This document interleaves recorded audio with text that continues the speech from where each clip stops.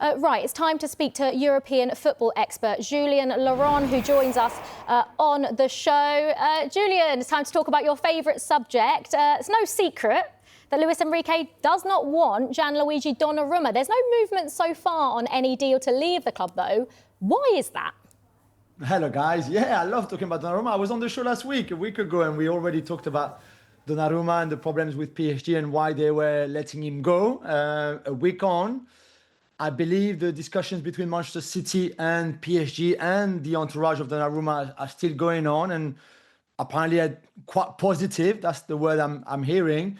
But I guess before City can do anything, they need to sort out their current goalkeeper situation, especially Ederson, who, as we know, there's a bid from Galatasaray in Turkey that has been in. And I'm not sure if City are happy with the deal or if they don't really want Ederson to go. I'm not sure why his preference would be leaving or staying. There's also Stefan Ortega, who's also there, as well as James Trafford, obviously. So there's too many goalkeepers in there. And before anything could happen with Donnarumma, they need to at least offload some of them. So I think unless there's something happening with Ederson or Ortega, but especially Ederson, there's not going to be much more of an improvement with the Donnarumma situation. Yeah, Julian, is Manchester City his only option then? Does he have other options here? No, I believe that right now they're the only club talking to PSG and talking to his people and Enzo Raiola, his agent. So I'm sure there will be suitors in Italy. You would think that a club like Inter Milan, even if he's a former AC Milan player, but Inter Milan, who have Jan Sommer as 37 years old, already looking at who could come after that. And Donnarumma, who's 26, probably ticks a lot of the boxes of what Inter Milan would want from a goalkeeper, especially the captain of their own national team. But for some reason, it's only City right now, certainly in the most advanced stage. I think PSG and Enzo Raiola have had a few contacts with other clubs, but nowhere near like what City have been doing already. Julien, moving on then to this big story in Marseille, a bit of argy-bargy going on. Adrien Rabiot and Jonathan Rowe have been put on the club's transfer list. Now, the club say that the decision was taken because of unacceptable behaviour in the locker room after the match at Rennes. You must know what happened, Julien. Come on, tell us. I mean, I think this is an incredible story, Liv, really. The first bit is, as you said, this massive fight, and that was a proper fight between Rabiot and Rowe after the defeat at Rennes on Friday night, so opening game of the Ligue 1 season. Marseille played for an hour with 11 men against 10 away at Rennes, somehow managed to lose the game in the last kick of the game, pretty much. They go back to the dressing room. Geronimo Rulli, the goalkeeper, is very, very angry. He shouts at everybody, but especially at Jonathan Rowe. They have a bit of argy-bargy. I love this word of argy-bargy. It's one of my favorite words in English language. Argy-bargy. Rabiot steps in to separate Rulli and Rowe, then ends up having a fight himself with Jonathan Rowe. Then Rowe leaves the dressing room, comes back, they have another fight. And then we think it's pretty much over. This could be tension boiling up like we see in a lot of dressing rooms, especially after defeat. On Monday, the two players are expelled from the first squad, Rowe and Rabiot. And we think, okay, they will pay a fine, they will be back. There's a big game on Saturday against Paris FC, the first home game of the season. And actually, no, Tuesday afternoon, we were told, and then it was confirmed by a club statement, that both of them were placed on the transfer list.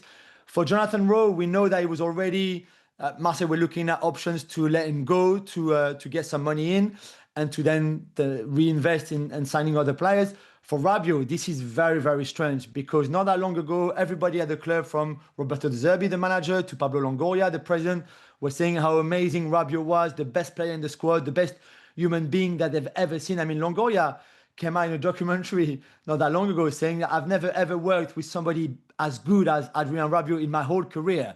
So from this to we don't want you in this club anymore, I don't know if it's justified, but there's a lot of people who think that actually Rabiot, with 1 year left on his contract, highest earner at the club, that Marseille actually took this fight as an excuse to try to find him a club and let him go and again reinvest the money that they would get in his transfer fee. Well, they've obviously put them on the transfer list, Julien, but I mean, I suppose the question is, will they actually be able to sell them both? You're right, because there's not much more time left now before the end of the transfer window. I think for Jonathan Rowe, because they've already been having contact with other clubs for him, it was pretty much already a possible sell. This is going to be easy. They want 20 million euros for somebody that I believe they paid 14 million euros to Norwich a year ago.